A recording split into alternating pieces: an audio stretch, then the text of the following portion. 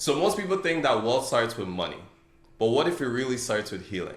Today at Money Mind Resources, I'm sitting on here with one of my top investors, but CEO. She has a background in engineering, and she's someone who's building a brand. And she's built a movement rooted in reclaiming what we all deserve: care, clarity, and confidence. She's a founder of I Deserve, a wellness brand born out of real struggle, silent burnout, and a deep desire to reprogram how we show up for ourselves. From St. Vincent in the Caribbean to Canada, from student life to CEO, this is Mikhailla. Thank you for having me, Dre. I'm so excited to be here. Oh, thank you for being here. You are my first guest, so it's a great privilege. Just to give a little background information, we've met just through social media. And this is our first time meeting in person. And this is our first time meeting in person. I thought about it on the drive down. I'm like, wait, I feel like we've met before, but we haven't. I didn't realize you were that tall. That's what everybody says. I'm like, my nickname growing up was Andre the Giant. So yeah, I've been called that from since a young age. Interesting. But I'm happy for you to be here today, and we want to get into a little bit of wellness, a little bit of financial literacy, and then combine the two essentially. So are you ready? Absolutely, let's do it. All right. So what was life like for you when you first landed in Canada? So I was off the moon. I came here on a full ride scholarship from my home country. So you're smart. Okay. A little bit. Smart. I got you. Plenty. And I was very excited, honestly. Even the process of, you submitting your application to being accepted.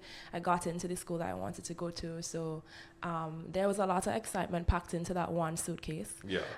What age were you when you left? I was 22, I believe. 22, okay. 21, 22, something like that. Yeah. Yes, I was 22 because I took a gap year between my undergrad and my master's. Yeah. And what did you do for your master's again? So I did management sciences and engineering. I went to the University of Waterloo. My undergrad was in industrial engineering. So the master's decision was very intentional because I wanted to stick in that operation space. Okay. Okay. So that's pretty dope. So what has your experience with mental health during grad school been like? Because we know grad school is not no easy thing. It's hard. So what was that, especially when you're moving from St. Vincent to Canada, like you don't have that support like you normally will have like when you're back home. So, and I know you're close with your dad just based on previous conversations that we've had. So what was that like for you going through that whole process? Yeah, so touchdown, so excited. The weather was a big transition, obviously, right? I had never seen snow. Yeah. And when I saw it, It looked much better from inside, I would say. But yeah, there was a lot of transition. I am very close with my dad, and I didn't come. He came with me. He spent, I think, like the first 2 weeks. Yeah. And that was really good. To help you settle in and everything, right? And I remember vividly, he said, you're going to be fine. You do this already. You're a big woman. Yeah, they think you don't need me here. And he left. I bawled. I was so sad. I was really torn up. And I think it really set in for me that, like, I really don't have anybody here. Like, I came with no friends. It took me an entire semester to make one friend. Yeah. And I think a huge aspect, a huge contributing factor to that was the fact that I didn't gel with a lot of my master's classmates. They were at least 10 years older than me, with kids, marriages, right? Yeah. And I could not contribute to the playdate conversation. All I could offer is if anybody wanted a babysitter, So a little side hustle. Yeah, right. I like your. So that was where it started off, and I never had a problem making friends until that, being in that environment. And so I had to be very intentional about, okay, what is life gonna look like for me moving forward? I did struggle a lot in my master's program. It was different than my undergrad because, again, that community aspect had to be built more intentionally. That's true, because like if you're anything like me, especially with the engineering background, in undergrad, it almost like we're working in teams. Exactly. Right? So like we had people going to lectures to learn, while some of us were studying for the midterm. So when the people come from the lectures, they pass that information. We explain stuff like so. In the undergrad setting, I can understand how it gets. I'm not doing masters in any way, shape, or form. Maybe an MBA later on, but that did not interest me. But I could definitely understand how that dynamics could be a struggle. Absolutely. Right, especially mentally. So it's funny you said the cold, because I have a saying. They normally say that hell is hot, but I've changed it that hell is freezing cold, and that's have been my experience also moving from Canada to move to here. And luckily for me, it's just I did have two older siblings who were already established in Canada. So my first year I stayed with them, but then after that, at the age of 18, I was living on my own. Right, and so it was just. I'm living in a Persian man's basement in my in a studio apartment, and I never forget that first night I cried too, because I'm just I know. like I gotta feed myself, I gotta wake up in the mornings on my own, I gotta push myself to go to class, and I think a lot of the conversation when it comes to that, and to an extent it is trauma from moving from the Caribbean and moving to North America. We don't really have that discussion about the different how drastic the lifestyle changes. It's not the same. More in the Caribbean, it's more laid back, it's more peaceful. And then here it's go, go, go, go, go. Like if you don't show up to class, too bad, that's on you. You don't have that lecturer the community is not there. The community is not there, it's non-existent. You don't have that lecturer who might know your mother, who might be like, she'll see him in church and pull up and be like, hey, how's Mikhailla doing? How's Andre doing? So a lot of the time people think like you leave the Caribbean and it's just, it's Gucci after that when you go abroad. But no, it's a true culture shock that we all have to go through. Yeah, which is why I feel like you have to be so grateful for the community that you do build. Yes. Interestingly, though, when I came, my intention was to do a doctorate. Really? So my master's was a way of continuing that trajectory to get to a doctorate. Gotcha. After a year in, I realized that wasn't going to happen. Well, based on my research supervisor's expectation. What was that true signal to you that you're like, I don't think this is where I'm going to head? Yeah, so my research supervisor broke up with me. A breakup. And I've never told this story before, Breaking news. I know. Oops. He went on paternity leave for about 6 months. Oh, he went on paternity, okay. And so I had two research supervisors. One was in Europe, one was in Waterloo. Right. So the one in Waterloo, he went on paternity leave for 6 months, and he came back and he wasn't satisfied with my progress over that time. Mind you, the one in Europe is saying, hey, like, this is good, keep up the good work, etc. So conflicting information. Absolutely. Yeah. And he comes back and he says, this is unacceptable. If you want to graduate next year on time, you need this, I can't do this. Like, you need to actually change your thesis or change your program and do a course-based program. Wow. At that point, I'm starting to think about plan B. I'm like, okay, you speak to the administration. Is it possible to change my degree? At that time, the course requirement for me was to do 5 courses, I believe, or 4 courses on a thesis. I had done 2 or 3, right? And the course requirement for the course-based program was 8. And I said, I can't do 5 extra. I might actually just fail 1. I don't do exams well. I have a lot of anxiety around that. No, me too. So I decided to start over, do a new thesis. I did a thesis in 5 months. Wow. I slept for 5 hours every day for 5 months. And the only reason why I did that is I had already accepted a job offer to start a year in advance. Yeah. And if I had not graduated on time, I would have lost the job offer. Wow. So all of that whole dynamic, once again, stress again. So, you're being forced to change your thesis and basically create a new outcome for yourself. And kudos to you for being able to do that, because that is high pressure. And I could somewhat relate to that because being in a situation myself where I started off in computer engineering, had to switch to civil. And it was just a matter of like, what's for me? And I went from university 1 year and I had to start college. So it just goes to show, no matter where you are in life, like the early struggles are, for at least a lot of people, maybe not everyone, but the early struggles are something that's almost mandatory in life, right? And it's one thing you could have laid in bed and be sad and cry and, go back to St. Vincent, or you decide, you know what, I'm going to do this. I'm going to have make these it goals, happen. and you just got to make it happen, right? And in terms of making it happen, I want to know, so from your student life, how did I Deserve, the company that you're now running, big CEO, go from an idea to what it is right now? Definitely out of lived experiences. I got to a point where I was so depressed, I was crying almost every day. And I didn't talk about these things. So one of my best friends, she's still back home. I called her. I was at my breaking point at that point, navigating the whole thesis situation, not knowing what to do, still not really finding the community that I thought, or that came so easily prior to me coming to Canada. Called her one night and I was crying, and she's like, what happened? Like, this is not you, She's like, this is not the Mikhailla. Like, I can't do this. I can't do this. Like, I don't even know what to tell my parents, because I go and just get a, so you thought it was going to be easy, like, suck it up, Yeah. Caribbean parents. I know. The greatest. And, especially me, what I tend to get is, you're the child we don't have to worry about. You could sort out your own thing. So they were not the first people who I went to when I was. So quick question, do you have older siblings, or are you I'm the eldest? You're the eldest. Yeah, could you tell? No, so it makes sense. That's why I wanted to ask, because you have that high expectation. Yeah. The parents expect you to be the next Bill Gates or whatever it may be, right? Yeah. So I got you. My sister would be on the yacht with me. Yeah.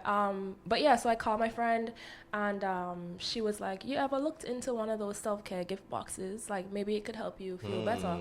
And what's interesting about this timing is that would have been 2022, I believe. And self-care gift boxes, especially the subscription box industry, was booming at the time. Yeah. So all the ads were just boxes. Yeah.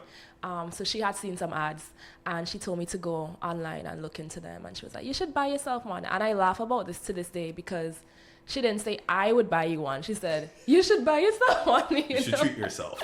Yeah, which I advocate for right now. But the point is, I went online and I saw that all of the offerings were basically, geared towards makeup, skincare, hair care. And it just felt very shallow and transactional. Yeah. It didn't feel holistic in any way. Like, it wasn't for you, right? It was a slap on the wrist. Yeah. Yeah. And I was like, this ain't going to really make me feel any better for long, right? And that's where I started. I went to Dollarama the day after that, and I bought a bunch of stuff. And I remember the first box that I created, it had in vitamins, it had a cookbook, it had things that you just wouldn't see, right? And the whole idea was, these were the things that spoke to me in terms of what a holistically healthy version of myself would be doing and what it would look like. Yeah. Fast forward to, I entered a student accelerator program. I pitched, I won $7,000, and that proved to me that people believed in what I was working towards. I'm sorry, you just glossed over that part. You went to a pitch and you won $700? $7,000. I just couldn't be. I'm like, wait, she didn't say 7,000 and just ran over that. Okay, look at you. Yeah. Right? So, high achiever, you realize, you talk to Bestie. Bestie's like, hey, why don't Bestie, check me. Yeah, she's like, why don't you look into this? And that idea sparks. And typically, that's how sometimes the best ideas come about. It's just random. But interestingly, we actually started working on this together. Yeah. Yeah, she's going to see this and she's going to say, why are you telling this story? Why are you talking about business? Yeah. But yeah, we started. This was something that really allowed us to just strengthen our friend dynamic and our relationship. She later decided to pursue another passion that she had, and I kind of took it and ran with it. So I appreciate the work that we've been doing together. Shout out, Bestie. Yeah. So that's interesting. So I guess from that, understanding that you are in, you're in a master's program that's very stressful, you're in a new country, you're now getting this idea to build a brand and self-care. So how do you balance just being from, and you said first, you got scholarships, so you're a high achiever.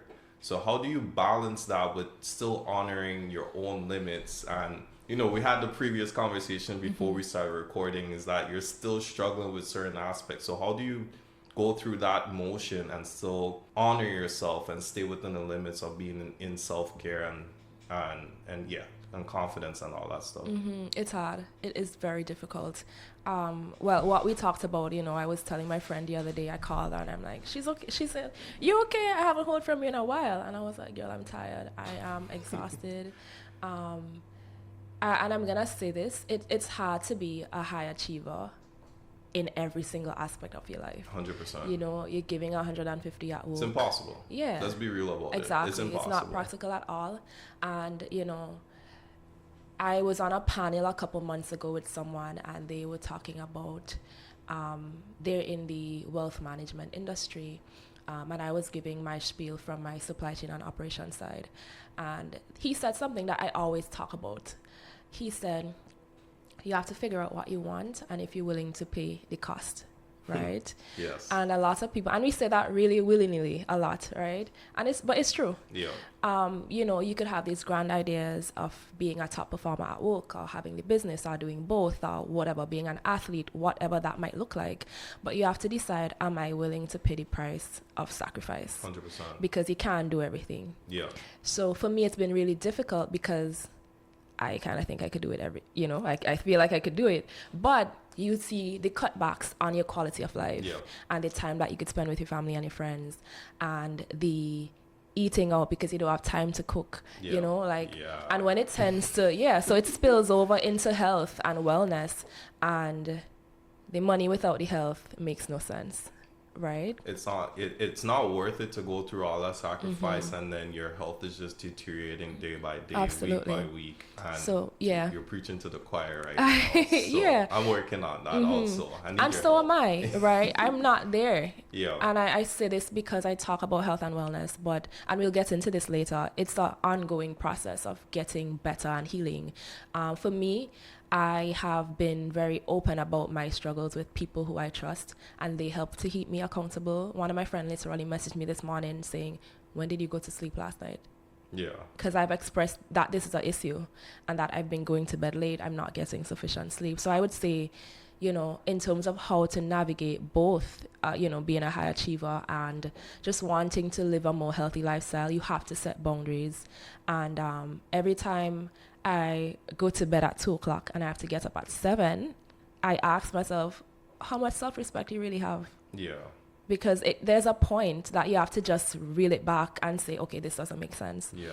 So I would definitely say, have some accountability partners.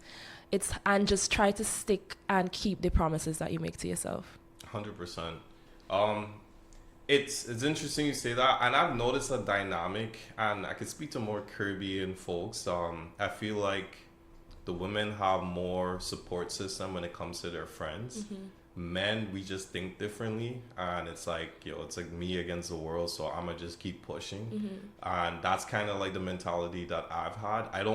I'm gonna just be transparent. I don't have that friend backlog or that friend settings where I could be like, hey, guys, this is what I'm going through, and get actual feedback or get, just a listening ear. That's actually what my therapist is for right now.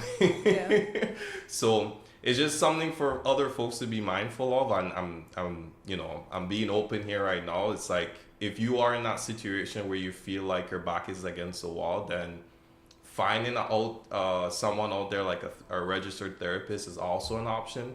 So I just want to put that out there because we deal with a lot and we don't realize that how traumatic it could be, especially in the world that we live where they're just like, keep pushing. You have to, be going 100% and that's not real. Like success is consistency, but consistency is not 100% every day, right? Consistency is just putting in a little effort as much as you can as time goes on. With the wellness, I do want to reel it into my world, the money, mind, resources world. You are an investor, right? In terms of, you're not just sitting back and doing, you're not just working right now and not doing anything for your future. You're now putting the extra steps in place to be able to secure your future. So my question to you is, so now that you're now an investor, how did you get here?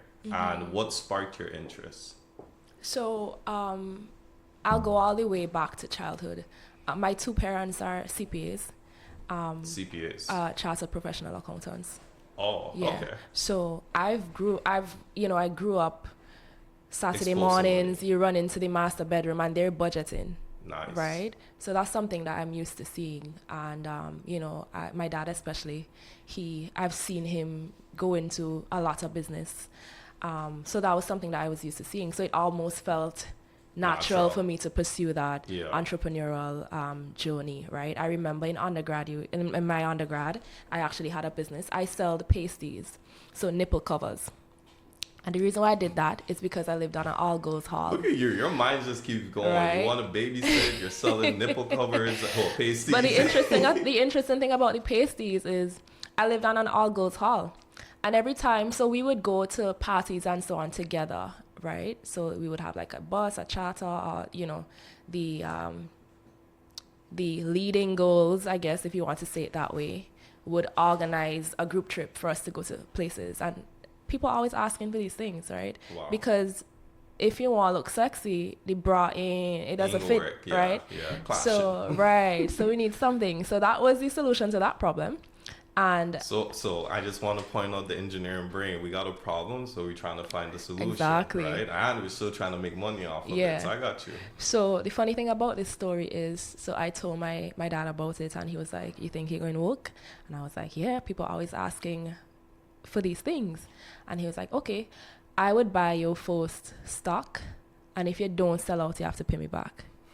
I've never paid that man back. Shout out to Dad for being supportive, though. That's dope. And obviously, he had no idea about these things, obviously, right? But he was like, and the thing is, he trusts me enough to do research, right? So if I come to him with something, he's going to say, "Okay, you check it out. It makes sense to you." I mean, at least, or at best, I would put it this way, I might have to send him some numbers. Once he check off in terms of the numbers, is a go. So, yeah, I never had to pay him back because I kept selling out. The only thing that messed me up was COVID. Oh, and I had to come back home. Messed everybody up, so don't worry about that. But yeah, I'm saying that, because of my exposure to that kind of environment, it already set and solidified into my mind that these were things that I should be doing. Fast forward to moving to Canada, I actually had started investing as a student. So even though I was on a scholarship, I had a side job. I was doing a teaching assistant role. So I TA'd in my faculty. I also was a lecturer. I actually taught at Conestoga College. Wow. Yeah. What were you teaching, if you don't mind me asking? It was an Excel course. It was a data analytics situation. Wow. So your brain So I would take the excess and just stash it away. And at the time, I had started doing like a CIBC managed investor account situation, where you just put the money towards it and then they distribute it into a managed fund. For you. Yeah, a managed fund. And I would come across videos. I think it was about the time. After I graduated, I did that for a couple months, about a year. And I graduated and moved to Toronto. I think that was the point in time that I came across your videos and a lot of content around the management fees that you get to pay, or you have to pay if you go the bank's route. And I was like, okay, that doesn't sound like it makes sense, right? If I could do it better. I also didn't like the fact that I didn't have full autonomy and choice over what I was investing in. So I couldn't choose stocks, right? 100%. So that was where you caught me. So in terms of that, I'm glad you said that. So you started investing, even way before you met me. You're already, immersed in that world. So you started investing with the bank. So I guess my question to you is, based on what you know now, what's the difference between when you started investing in the banks and to what your current portfolio looks like, that you're self-managing and you're self-investing? Yeah, well, it's funny that you asked me that, because it's not looking the same. What I came to you with and what we're doing right now. But the biggest part is the autonomy and the control for me, right? Yes. If I wanted to buy $200 in stock on Monday, I wouldn't be able to do it without making a phone call to the bank. Yes. Right? So I would say that process is, not as straightforward as me opening my own app, going in there, depositing the money, and then buying what I want. Yes. There's also the gratification of opening the app and seeing the charts or the dollar amounts or whatever, as opposed to waiting for them to send you the statement. And I'm sure there's online banking and, you know, a platform that allows you to see it outside of getting the letters in the mail. But that lengthy process to action is one of the reasons why I decided to switch. Got you. So, you know, let's talk results. So because you showed me, you know, when we have that one-on-one, when I have that one-on-ones with my client, the whole purpose is for me to understand more about you. What are your goals? What's your risk tolerance? I am no financial advisor in any way, shape, or form. I'm just someone who is self-taught how to invest on their own. And like you said, the fees that, you know, the money that you lose out in fees by investing in the bank, you could eliminate so much of that on investing on your own. Yeah. So what has the results been compared to when you had the managed portfolio by the bank versus to what you've done with me thus far? Well, I have more disposable income now, right? Yes. So again, I was a student back then. So the little change after, you know, your part-time job and whatever expenses I had at the time, I had less to invest. Now I have a higher paying job. So I am able to allocate a bigger proportion of my salary towards that. So that's one thing. Access to capital has helped to put me in a better position overall. I would say though that just having the confidence that you know what you're doing. One of the things that you helped me with, and what I just said, where I'm going with it is you helped me to build that strategy. So my reliance on the bank and whatever that portfolio that they had put together became less. Yeah, exactly. And now I'm in a position where, okay, we have this strategy. I know exactly what the next move is, what the allocation should be based on my risk factors. And I guess just exposing myself to more information, which you would have been able to help me with. I'm now much more confident about what I'm going to do, how I should do it, and what that would look like moving forward. In terms of the growth, because we set up that strategy, it was inevitable, right? Growth, and I'm saying that is amazing. Yeah, I'm saying that because I think the information and education is really important around the topic. That might be a cultural thing, right? We're coming from a Caribbean background. I would say Caribbean people are generally risk averse. Yes. So you have to kind of unlearn and relearn what you knew about what investing looks like. You know, I use my father, you know, he has different businesses and stuff, but I'm used to seeing people buy animals, you know, or they might invest in property. But in terms of stocks, that's not necessarily a conversation that I had prior to moving here, right? Just based on exposure. So I'm saying all of this to say it's important to be informed so that you can make wise decisions that are applicable to you. 100%. And the one thing that I try to at least provide every client that I've had is that I give a breakdown. Like, I'm explaining to you why this is the reason why we're doing this. This is the reason, you know, if your risk tolerance is X, like, this is what I would recommend. So whether we're going ETF based, like, it's not just whatever Andre does, he tells the same clients to do it. No, like, if you are risk averse, I'm like, all right, let's get some more ETFs in there. When we first started, then you're like, hey, you know, I'm looking for a little bit more growth. I got you, right? Be able to provide the different assets in the stock market. And within the Caribbean, mainly what we knew growing up was buying, like you said, actually investing in animals for agricultural purposes, investing in property, investing in land. And moving to Canada exposed me to being, you know, seeing more assets. And that's where my focus is. Like, I need to gain more assets, especially earlier in our lives, because now you have time to wait to see those investments pay off. And as you get closer to retirement, now you could now switch up your plan and switch up your strategy to fit whatever goals that you are looking for. So I tend to say all the time, I'm a high growth investor because I have massive goals. I have goals that I want to achieve for. But now every client that I get, it differs. And for you, you know, you tell me, hey, tell me the investments that you will give for your son. Give it to me. I'm like, don't worry, I got you, right? And when it comes to the self-managed accounts that you do versus the banks, I would like to say, I think it's very safe to say that we're outperforming what you were seeing at the time. Yeah. Mm-hmm. Even not, I understand you say you have more disposable income, but if we're looking at the percent returns, it's a lot different. So I always try to say investing is a long-term thing. Mm-hmm. It's not something we're trying to do. We're not trying to become millionaires in a short period of time, because if that was possible, everyone would be millionaires, and that's not realistic. So when you started investing on your own, tell mm-hmm. me what that experience is like, because yes, you have gains now, but what was the initial feeling and the initial journey? What was your whole emotional aspect when mm-hmm. it comes to investing? What was that like for you? Yeah. Yeah, that's a long one. Okay, so go back to when I started with the banks, you mean, right? Yeah. Yeah. So so when you started doing it on your own. Okay, yeah. Got you. Yeah. For me, it was good. I felt like, like I have control over this. We have a strategy. I usually say that discipline is not my problem. My problem is I need to know what I'm doing. So if you give me a strategy and you give me, okay, this is step 1, 2, 3, I'll follow that.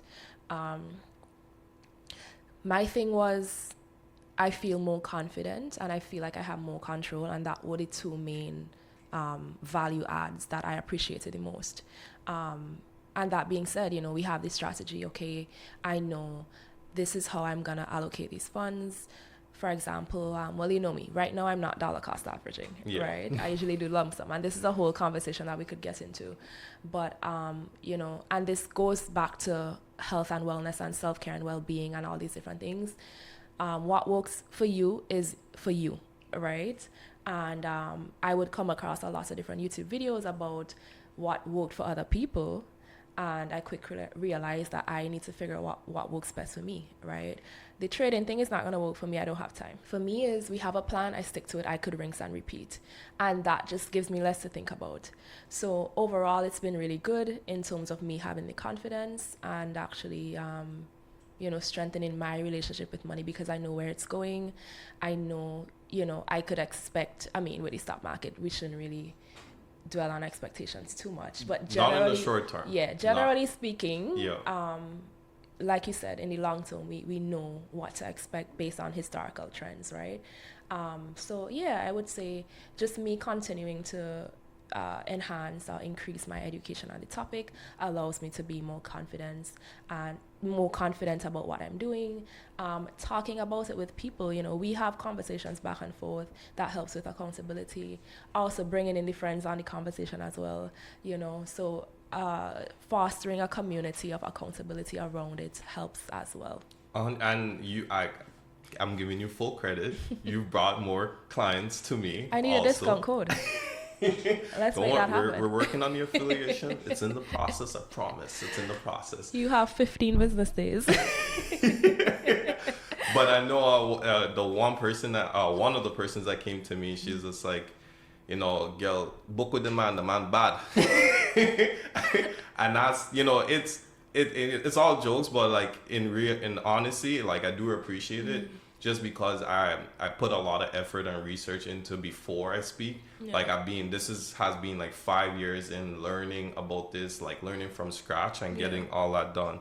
So what does financial wellness means to you? Mm-hmm. So we're talking about investing, but what does financial wellness mean to you? So so many different things, but I'm gonna try to consolidate. I would say a set of actions that you could take to ensure that you have a healthy relationship with money. Healthy relationship. Right? And what that might look like is not panicking. Yeah. Because and we were talking about this. So I feel like there's generally two sides. There's one side where somebody always feels like they don't have enough. So they are stingy or they're cheap, right? Frugal. Exactly, right? Or the perception is that they're stingy. But and it might be because they're not aware of what they actually have. And it goes back to the whole budgeting thing. And that's something that it took me forever to catch on with. I'm still kind of going back and forth with budgeting right now. But where I'm going with this is that if you set out the budget and you could actually see, okay, hey, I like to buy wine, right? And I think that it's wise for me to allocate $50 a month towards a wine budget. That's fine because you value that and you should spend on things that you value. Yeah. So I think, with you putting a plan in place, with you budgeting, that would allow you clarity because you know where the money is going. You don't have to freak out every time because you do have that $50 to spend on something that you think you deserve and that you want. You have that resource to tap into. Yep. Mm-hmm. The other side of the coin is you might have it, but you still get anxiety when you make purchases because you don't know. You just don't know what's going on. Yeah. But you feel comfortable. You're not panicking when you make a purchase. When the credit card bill comes, you pay it. But it's $3,000. Like, what did you spend it on? So, right? But you're not freaking out because you could pay back the bill. Yeah. So I think that there's different spheres of views when it comes to refraining the mind to what healthy financial habits look like. But I would say whatever you choose to do, it should allow you to feel like your relationship with money is healthy. Yes. So we talk about applicable things that might be practical, like the budgeting, like the investing. Spending is healthy as well. But coming back to my point, it helps if you have allocated a certain amount of money towards spending so that you don't feel like, boy, I just spent $500, but when I look back, I only had $2. Yeah. So I would say, being aware of what's going on, open up the bank account, see what you've done. Don't ignore those bank accounts. Yeah. Open it, see the damage you've done. Summer just ended. I know people are feeling it, but don't ignore it. You have to address it. Because the more you ignore it, more it compounds and it becomes a bigger issue as time goes on. Yeah, look at the statements. Funny enough, so I actually, this does not sound responsible, but anyway. So I transferred, so I had a balance. The account that I transfer to pay my credit card from, I transferred some money out of it, right, into a higher interest savings account. Didn't want it to stay in the 0.0 etc. situation. No sense to do Yeah. that. Yes. So I transferred it out. I have my credit card on autopay, right? Also something that people need to do, like automate the expenses. Yep. But anyway, I had transferred the money out, I think right before the automatic withdrawal to pay my credit card hit. So the money bounced, basically, right? There was insufficient funds in my account. If I had not checked my statement, I would not have known that I was charged the late fee plus the interest. Yeah. Yeah. So I had to make a phone call. Yeah. Call right? the banks, Call them, hey, could you reverse that, please? This was a mistake, I right? know. Y'all see I have money in that account. Like, don't be acting like there's nothing there. Exactly. It was a mistake. And I do encourage that. I do that all the time. If I see, if I'm in that same situation where I forgot to transfer funds into an account where I have automatic coming, I'm calling the bank. Yeah. I've been a customer since 2012. let's have some respect. Yeah, like be for real right now. Like, you know me, I know you. I work with you, you work with me. You made a lot of money off of me from bank fees. So let's see if we can reverse that $5 to $15 charge. It doesn't matter. Some people be like, that's it. No. It adds up, yeah. Every dollar matters and every dollar should be accounted for. Yeah. But let's even go out of the investing topic a bit when it comes to financial well-being, right? And self-care in that financial realm. It could go, we talk about negotiating all the time. Yeah. Right? Those are things that contribute to you being financially well. You know, I negotiate everything. Pay, cheaper phone bill, insurance, rent. Right? I'm like, okay, I've never been late, guys. Like, come on, like this $200 increase. Come on, be for real. We go to the same church. Even grocery. And I saw this study where someone was saying that. How are you negotiating groceries? Well, to be fair, not negotiate per se, but find ways of reducing your grocery bill. Gotcha. Right? Gotcha. And I came across a study. I like to read research. And the study was saying that some of the most wealthy people are the wealthiest people. They look for coupons, right? Yeah.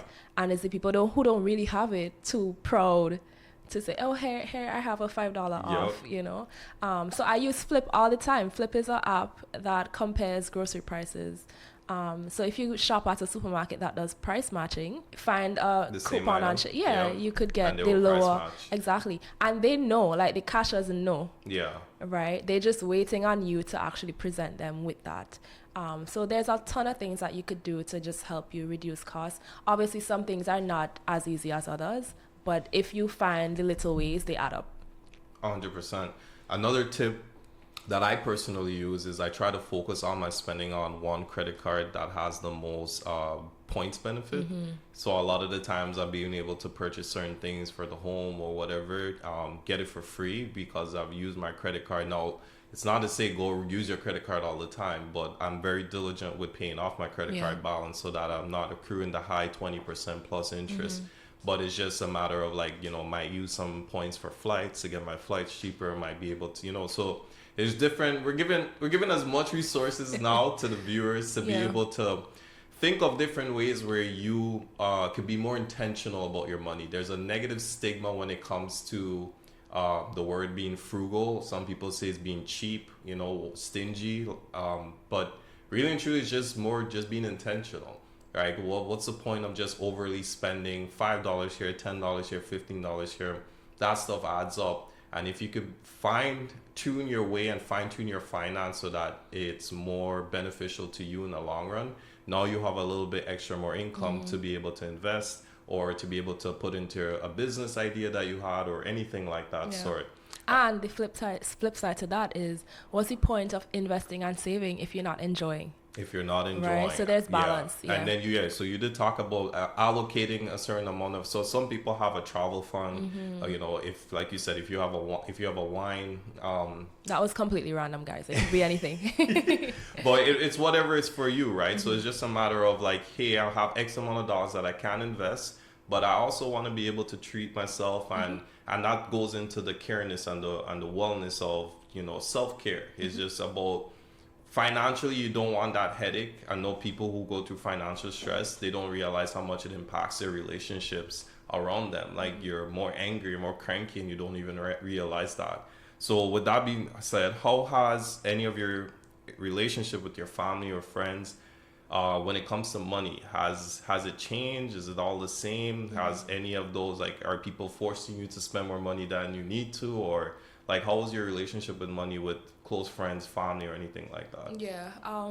Well, Toronto is a very expensive place to live, right? A drink is what, $25? Yeah.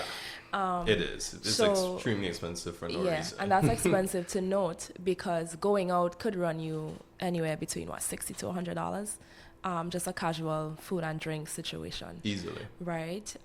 So there's a lot of different things that would, you could easily step into a much higher expense circumstance, let's put it that way. And I think it's really important to, with the people that you trust, to communicate your situation. I recently had a conversation with a friend, and she was saying that we were talking about the differences that men and women go through, similar to what you were just talking about, in terms of communicating when they're in a difficult situation. Oh, men don't know how to communicate. Yeah. I can tell you that first time. So one of my friends right now, he might watch this. This is funny. But he lost his job, and he's great. He's going to get a new job, like, in no time. He lives in Canada? Yes. Okay. He's in Japan right now. Okay. Right. And this is great for him, but I have a feeling that he didn't communicate to his guy friends that it might not be the best thing for him to do right now. Yeah. Yeah, because apparently that's not as easy for men as it is for women. My friends, on the other hand, who are women, they go be like, yo, I really don't do that. I don't have it. I can't do that. Like, we're going to have to do that another time. And that was the conversation that I was having with my friend, because she was saying that she feels that women are a lot more understanding, or they perceive that there's not pressure when they actually communicate that they might not be in a situation to make a certain purchase or do the activity with the goals, whereas men feel the pressure to keep the commitments that they have made. They don't want to back out because they feel like the boy is going to perceive them to be like they don't have it like that. I could see how that can be true. From my experience with trying to make plans with certain guys, I feel like it could be more of whatever. Yeah. I'ma still go. You'll make it back. We'll figure it out. You know what I mean? Right. So we were having that conversation, and I think it's interesting to it goes into the different gender identities and perceptions, right? Topic, which is a whole other thing. Yeah, it's a whole different. But but generally speaking, I'm blessed to have friends that are on the same speed as me. So, I mean, like I've been recommending my friends, so I have friends that are investing, that are saving towards goals. My friends are in therapy, like they're trying to become the best versions of themselves, just like I am.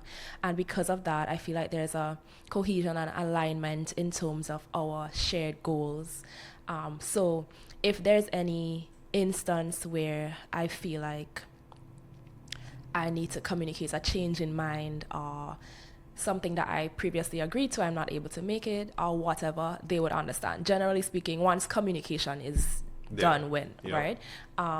So in terms of, navigating situations with friends and family, I would say I generally don't have a problem.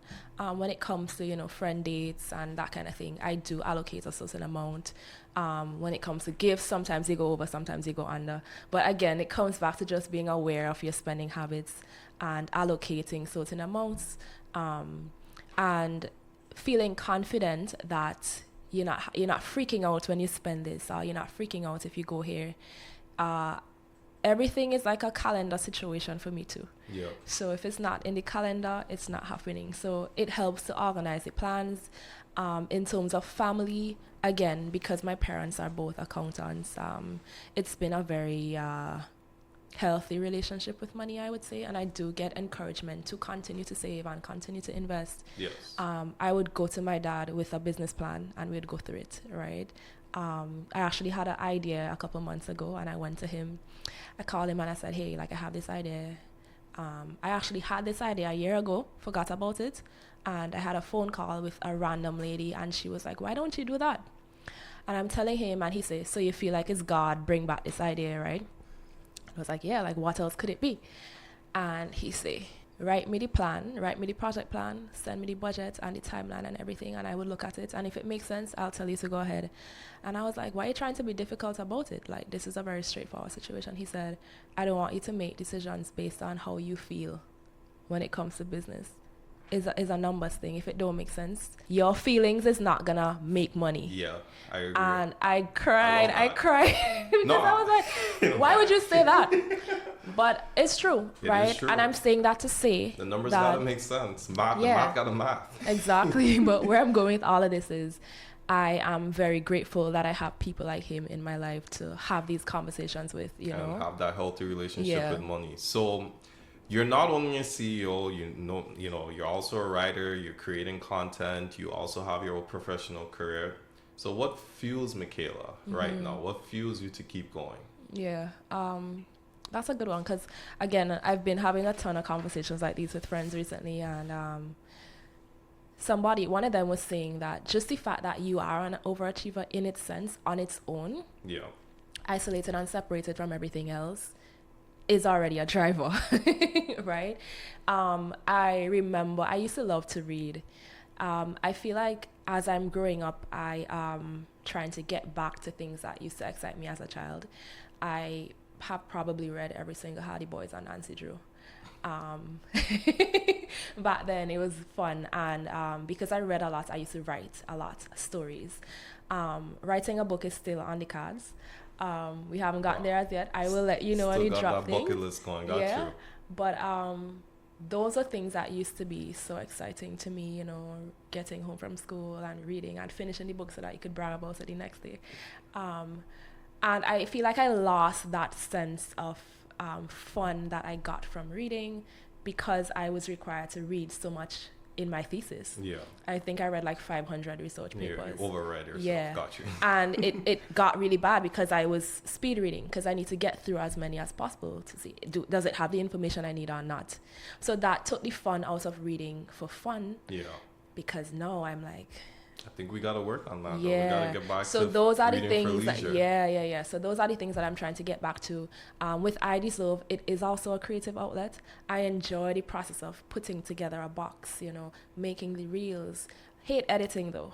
I did it for fun, but I feel like when it gets to doing it for obligation, it takes the fun. I think most content creators would agree with that aspect. I hate editing. I know. It takes so much So time. there's a lot of things that I'm trying to get back to doing, because the truth of running a business is, even if it started out as a passion project or a passion, something that you were excited about, the business aspect is not fun.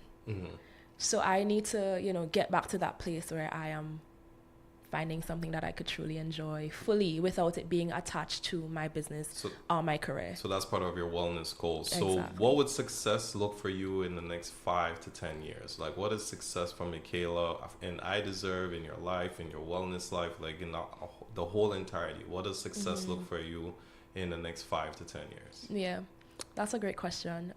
I was chatting with my mentor 2 weeks ago, and she said, you want to be rich or you want to be popular? Or you want you want to have impact or you want to be popular? Like, what do you want to do? I'm not going to answer it in a black and white way, but I would say that it's important for me to figure out what is the priority in my life and work towards that. Because it defines what you do and how you do it. Right? Like the example that I just gave, you want to have impact or you want to be popular. The way that you do things are going to be completely different, whichever one you choose. So for me, it would be, I